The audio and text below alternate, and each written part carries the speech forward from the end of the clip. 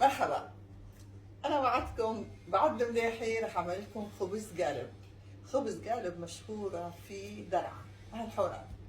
فهي عندي الطحين شايفين، وبعدين هون سمسم، حبة البركة، سمسم أبيض، ينسون، كمون، وسكر، وخميرة، طبعا مخلوط ملح، وزيت زيتون.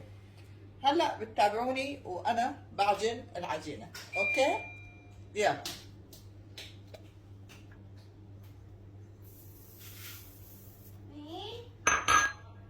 هاي كل المكونات لازم تنحط.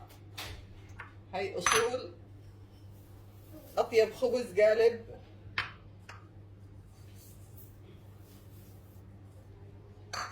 اوكي،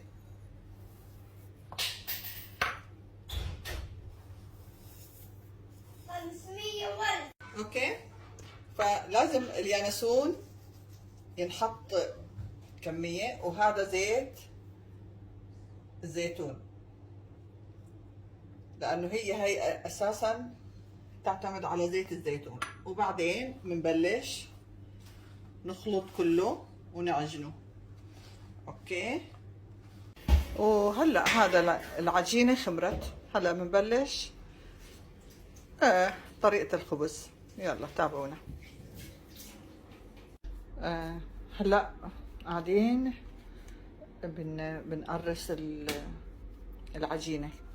شايفين حطيناها بالزيت وجاهزة مشان الخبز. تابعونا.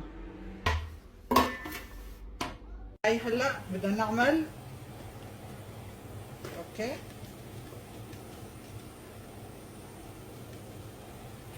شايفين، وبعدين رح نحطه بالفرن. هذا هو اساسا الخطوات. هذا زيت الزيتون، شايفين هذا الفرن.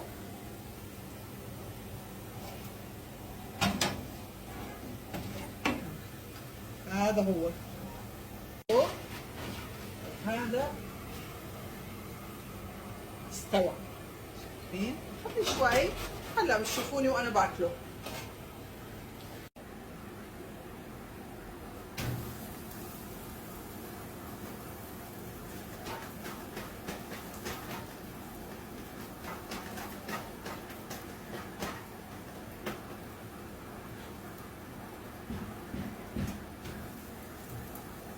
معضلة.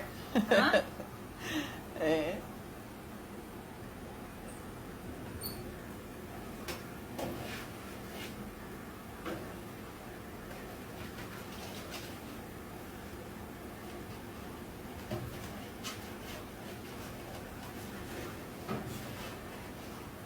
وهلا هذا فطورنا مع خبز القالب الحوراني، واحلى فطور بالعالم.